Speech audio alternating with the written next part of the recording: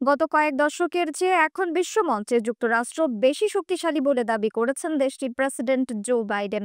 স্থানীয় সময় 13 জানুয়ারি প্রেসিডেন্ট হিসেবে শেষবারের মতো পররাষ্ট্র নীতি নিয়ে দেওয়া ভাষণে বাইডেন এ দাবি করেন। খবর আল জাজিরার। ভাষণে ইউক্রেনের প্রতি সমর্থন অব্যাহত রাখার জন্য পশ্চিমাদের প্রতি আহ্বানও জানান বাইডেন। সেই সঙ্গে রাশিয়া, চীন ও ইরানের সমালোচনা করেন বিদায়ী প্রেসিডেন্ট। বাইডেন বলেন, আমেরিকা শক্তিশালী, আমাদের জোট শক্তিশালী, আমাদের প্রতিপক্ষ এবং প্রতিযোগীরা দুর্বল। তিনি জানান, তার শাসন আমলে মিত্রদের সঙ্গে আমেরিকার সম্পর্ক সবচেয়ে শক্তিশালী ছিল।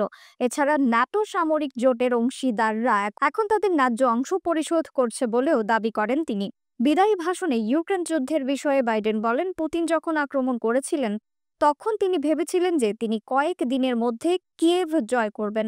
সত্য হলো, সেই যুদ্ধ শুরু হওয়ার পর থেকে আমি একমাত্র ব্যক্তি কিয়েভের কেন্দ্রে দাঁড়িয়েছিলাম। বাইডেন তার ভাষণে চীন প্রসঙ্গও নিয়ে আসেন। তিনি বলেন, চীন আমাদের ছাড়িয়ে যাবে না এবং মার্কিন যুক্তরাষ্ট্র বিশ্বের প্রভাবশালী পরাশক্তি হিসেবেই থাকবে। যুক্তরাষ্ট্রের 47তম প্রেসিডেন্ট হিসেবে আগামী 20 জানুয়ারি শপথ নিতে চলেছেন ডোনাল্ড ট্রাম্প। তার শপথ গ্রহণ অনুষ্ঠানে অংশ নেওয়ার জন্য বিশ্বের বিভিন্ন রাষ্ট্রনেতা ও প্রভাবশালী ব্যক্তিদের আমন্ত্রণ জানানো হয়েছে।